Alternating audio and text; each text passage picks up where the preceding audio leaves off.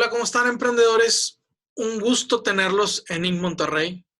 Un gusto y un honor que hayan decidido meterse a esta charla que va a dar un servidor, Ética en el Marketing Médico. Para nosotros es una charla súper importante.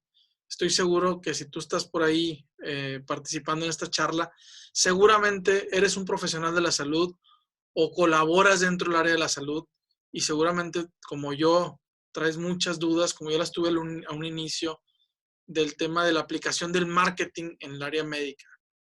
Saber si era realmente ético hacer el tipo de marketing o si lo que vemos en el mercado realmente cumple con algunas normas. Olvídate las normas reglamentarias o de algunos lineamientos.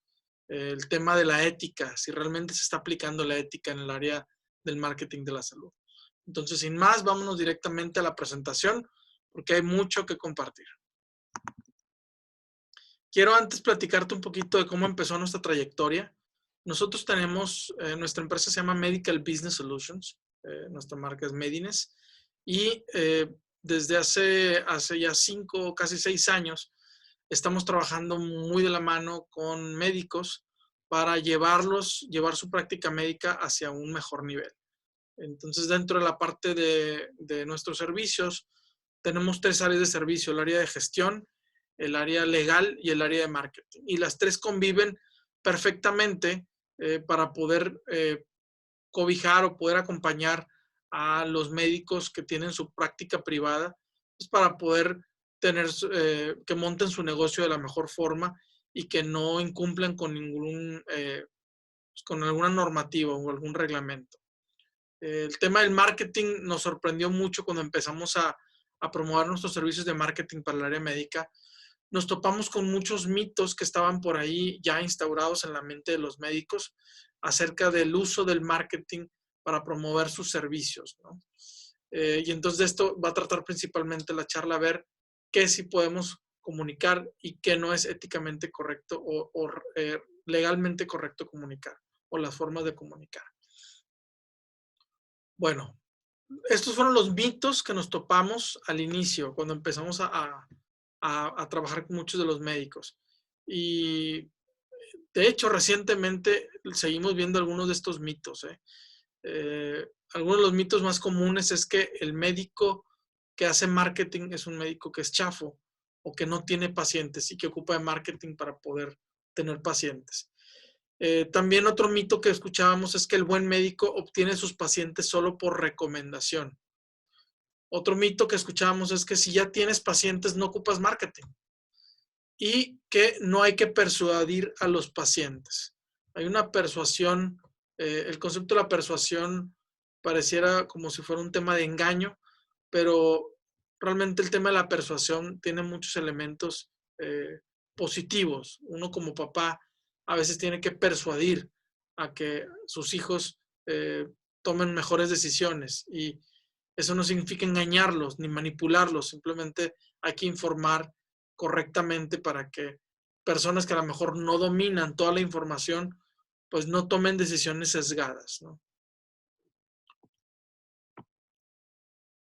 Un tema interesante que tenemos que abordar en esta charla y que me interesaría que ustedes reflexionaran es si ustedes consideran si un paciente debería ser considerado como un cliente.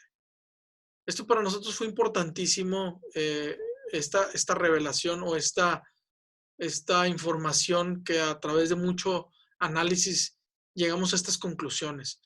Hay muchos puntos en donde el paciente sí puede ser considerado un cliente y algunos puntos en los que no. Hay algunos puntos que comparten con un cliente común y otros puntos que no le aplican como si fuera un cliente común. Voy a compartirte las características que comparten uno y otro y las que no comparten uno y otro. ¿Cuáles son las características que sí comparten un paciente con un cliente común de cualquier otra industria? El cliente tiene derecho a escoger entre diferentes opciones. El paciente también tiene derecho a escoger entre diferentes opciones. Un paciente puede escoger entre diferentes cirujanos, diferentes pediatras, diferentes traumatólogos y realmente entre más oferta de médicos hay, pues digamos que el derecho de escoger del paciente es mucho más amplio, ¿no? Eso no significa que a veces el paciente siempre escoge de la mejor forma o de la forma correcta, pero simplemente él tiene el derecho a poder escoger de la gama de opciones que se tiene, ¿no? Hay que orientarlo a que tome mejores decisiones, sí, tanto al paciente como al cliente. Hay que orientarlo porque a veces no domina toda la información para poder tomar las mejores decisiones. Paga y exige por lo que paga, sobre todo en la práctica privada, ¿no? O sea, el paciente que paga exige recibir no solamente pues el servicio, sino a lo mejor algunos otros atributos que van de alguna forma implícita dentro de los servicios que está queriendo contratar. Y el paciente y el cliente toman en cuenta elementos complementarios a la solución. O sea, cuando compran un producto o un servicio, están comprando elementos complementarios alrededor de este producto o este servicio. ¿Qué características no comparten el paciente con el cliente común? Bueno, al cliente común, a veces el concepto de marca o el concepto de branding puede ser más importante que la solución misma que te puede dar el producto o el servicio. En el caso de los pacientes no debe ser así. Y el cliente común, tú le puedes ofrecer cosas, productos o servicios, aun y cuando no las necesite realmente. El paciente no es así. Entonces, aquí estas son las características en donde sí podemos considerar que nuestro paciente es un cliente y algunas otras características en donde se comporta o debemos de comportarnos de forma diferente. Tenemos que entender muy bien qué es marketing, porque el marketing se confunde mucho como si el marketing fuera publicidad. Y el marketing no necesariamente solamente es publicidad. Según la definición de Philip Kotler, el marketing es el entendimiento que hay entre un mercado con unas ciertas necesidades y una oferta de productos o servicios que cubren esas necesidades. Y el entendimiento de esta cobertura de necesidades, eso es el marketing, ¿no? Dicho de otra forma, el marketing es el puente que hay entre las necesidades que hay en los pacientes y la oferta de servicios que hay en el área médica, ¿no? Por parte del paciente, le llegan al médico una serie de necesidades y el médico le hace llegar al paciente una serie de soluciones, ¿no? El marketing es ese puente, es ese idioma que debiera estar haciendo que se entiendan las necesidades de un lado a otro, ¿no? Eso es marketing, no solamente publicidad, no solamente es la publicidad, sino el entendimiento. Esta publicidad debiera partir de un entendimiento profundo de las necesidades que hay de la parte del mercado, en este caso de los pacientes, ¿no? Entonces vamos a hablar un poquito de las reglas éticas que hay para realizar marketing correcto con tus pacientes. Y nosotros lo dividimos en reglas éticas de 3 niveles: el nivel de costos, el nivel de consumidor y el nivel de comunicación. Las reglas éticas que están relacionadas con respecto al pricing o al costo de los servicios del área de la salud, nosotros aquí estamos englobando 4 puntos principales. 1, no se puede haber una discriminación de precios a la alza. ¿Qué significa esto? Que tú no puedes, como dice el dicho, depende el sapo de la pedrada, ¿no? Eso es algo completamente antiético, el que tú puedas generar precios a la alza. Sí se pueden generar precios a la baja. O sea, sí es válido que tú como médico puedas, por ejemplo, generar ciertos descuentos si tú consideras que el paciente al cual vas a atender, pues a lo mejor requiere ciertos apoyos económicos, ¿no? Pero lo que no se puede es estar subiendo el precio dependiendo de la persona que lo va a pagar, ¿no? Algo que también es antiético es el bait and switch. ¿Qué es el bait and switch? Es el famoso cebo o el dejar un producto o un servicio súper gancho, pero que a la hora de que el paciente va a querer comprar ese producto o ese servicio, no existe tal producto y el producto ya se agotó, etcétera, etcétera, ¿no? Y terminan queriéndoles vender otro producto con características y con precios diferentes a los que se estaban ofreciendo. Otro tema antiético que existe en el tema de respecto al pricing y costo es la guerra de precios. Nos ha tocado atender muchos médicos que de repente nos dicen, ¿sabes qué? Mi estrategia es, quiero ser el más barato del mercado. Y eso conlleva muchos problemas en el tema de guerra de precios, porque la guerra de precios es que no solamente tú lo vas a hacer, lo empiezan a hacer muchos otros médicos y entonces al final todos salen perdiendo porque realmente los costos a veces no soportan estos precios, ¿no? Incluso a veces muchos médicos caen en una guerra de precios por desconocimiento, porque creen que lo que les cuesta ofrecer un cierto servicio es de un determinado valor cuando realmente es otro valor completamente diferente, porque a lo mejor no consideran muchos de los costos que deberían de estar implícitos dentro de la oferta del servicio. Y otra regla ética es que no existan falsas rebajas o costos escondidos, el que tú pongas un precio de un determinado producto y que a la hora pues no se puede cumplir, o que sí se cumple, pero hay otros costos que tienes que cubrir para poder tener este producto o este servicio, ¿no? O sea, por ejemplo, si tú dices, oye, sabes que la cirugía vale tanto, ¿no? Y lo enganchas con un tema de pricing, pero de repente dicen, sí, nada más que el anestesiólogo es tanto y la camilla es tanto y la recuperación es tanto, pues ya al final, pues no era el precio correcto que iba a pagar el paciente, ¿no? En el tema de reglas éticas respecto a la forma de atender al paciente o al consumidor, uno de los temas que nosotros hemos visto en la práctica médica es que muchos médicos se enfocan solamente en la salud del paciente, pero dejan de lado el bienestar. Y el bienestar tiene que ver con la forma en la que le puedes hablar al paciente, la forma en la que tú vas a atender, desde simplemente el tema de los horarios.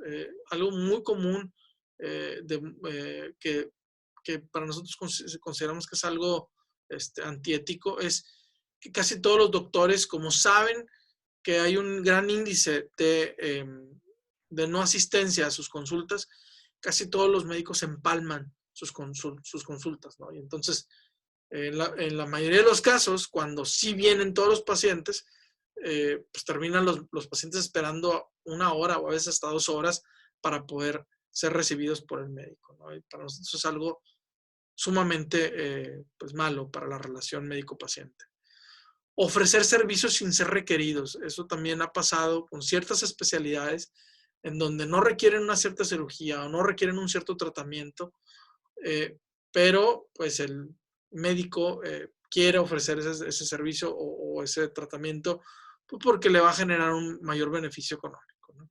Siempre es importante que los pacientes sientan que su médico agotó todas las posibilidades antes de que realmente le estén queriendo vender o ofrecer un producto o una cirugía o algún tratamiento de mayor costo.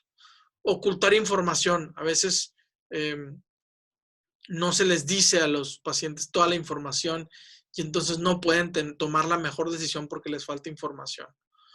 Y otra regla ética es que se prohíbe el discriminar o humillar a pacientes. A veces nos ha tocado que muchos médicos con el poder de sanar y con el poder de la información a veces humillan a los pacientes porque consideran que ellos tienen el derecho o el poder de la información y entonces pues tampoco es algo ético este comportamiento. Y en las reglas que tienen que ver con la comunicación y la publicidad, bueno, pues algo que vemos mucho, que incluso está penado por la Profeco y por la COFEPRIS, es el mandar mensajes subjetivos dentro de tu comunicación, ¿no? Que tú pongas, yo soy el mejor especialista que hace esto, o te aseguro que los resultados son 100% comprobados. Todas estas aseveraciones que pues tienden a ser subjetivas porque realmente no hay forma de que tú asegures que esto va a funcionar, es antiético. Y también cuando promueves algún producto, un tratamiento o un servicio que no tiene soporte científico. No es lo mismo que tengas experiencia a que tengas evidencia, ¿no? Entonces tú puedes decir, es que mi experiencia dice que esto es lo que ha funcionado, pero eso no significa que sea evidencia científica para que tú puedas decir que esto funciona realmente, ¿no? También es antiético el estar exponiendo la identidad de los pacientes. Esto pasa mucho, por ejemplo, en el tema de la cirugía. Incluso algunos pacientes te pueden firmar de que, ¿sabes qué? Si no hay problema, quiero que aparezca mi información. El paciente no tiene derecho a renunciar a sus derechos y tú tienes que, como médico, saber que es importante que se cubran muchos de los temas de la identidad y confidencialidad de la identidad del paciente. Y también un tema antiético es brindar información confusa para el paciente. Y a lo mejor tú vas a decir, oye, pues, pero no es mi responsabilidad que el paciente conozca todos los términos médicos. No, sí es tu responsabilidad porque tú eres el que domina la información. Entonces es muy importante que tú brindes mucha información en un lenguaje que el paciente y la comunidad en general pueda entender. Porque algo que, por ejemplo, hemos visto últimamente, a raíz de todo este tema de la pandemia, por ejemplo, es que ha habido mucha desinformación de productos o de servicios que no tienen un sustento médico, pero hay demasiada información en un lenguaje muy entendible para los pacientes. Y entonces el paciente, pues obviamente se va a sentir más atraído por la información que logra entender que por aquella que no puede entender, ¿no? Entonces, si tú tienes la información con soporte científico, te invito a que la bajes, que la pongas en un idioma en el que el paciente y el mercado común y todos podamos entender lo que realmente es importante y es valioso y es científicamente comprobado para los pacientes, ¿no? Entonces, esta gran responsabilidad la tienen los médicos, los expertos, pero a veces no se quieren, no le invierten el tiempo a este tipo de actividades, pero es sumamente importante. Bueno, y por último, tenemos la reglamentación. Esto sí ya es un tema de ley, ¿no? Desde hace desde el año pasado incluso creo, la COFEPRIS ha estado actualizando las reglas de publicación del marketing y de la publicidad que tiene que ver con el área de la salud, ¿no? Entonces, en la COFEPRIS se manejan dos tipos de permisos, por decirlo así. El aviso de publicidad y el permiso de publicidad. El aviso de publicidad es cuando la publicidad la genera un médico de forma individual. O sea, cuando tú como médico estás haciendo publicidad de tus productos o tus servicios. El aviso de publicidad no requiere pago de derechos. Es un anexo que está al aviso de funcionamiento y comúnmente se resuelve este aviso de publicidad en unos 15, 20 días más o menos. Ya una vez que tienes la autorización del aviso de publicidad, se te brinda un número y ese número de publicidad es el que pones en toda tu publicidad, en tu Facebook, en tu página, etcétera, etcétera, ¿no? En tu página incluso también tienes que tener el aviso de privacidad, ¿no? Que es diferente al aviso de publicidad.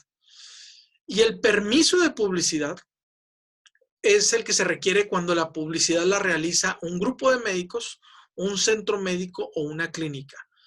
Estos permisos de publicidad sí requieren un pago de derechos y va a depender del canal de comunicación en donde lo vas a publicarte, que puede ser internet o impreso o televisión o radio.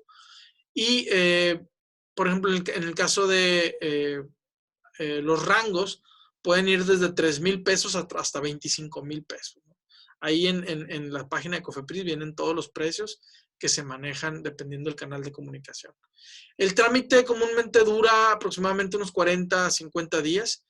Igualmente se te otorga un número de permiso de publicación y en el caso de Facebook, con ese número único tú puedes publicar diferentes posts y diferentes cosas en Facebook, ¿no? Ahí ya puedes hablar de temas de promociones y temas de pricing, etcétera, etcétera. Pero si fuera un tema de caso de publicidad impresa o televisión, el permiso se tiene que sacar por publicación o por comercial, por decirlo así. No, obviamente, incluso aún teniendo el permiso de publicidad, no se permiten publicar otras marcas u otros médicos que no estén autorizados con ese permiso de publicidad. Y también, pues obviamente, todo esto está sujeto a la ley de publicidad engañosa de la Profeco, ¿no? Entonces, bueno, con esto terminamos la parte de información. Ojalá te haya servido esta orientación en el tema de la aplicación del marketing de una forma ética y de una forma legal para que puedas promover tus servicios del área de la salud. Muchísimas gracias. Estamos a tus órdenes. Israel Molleda.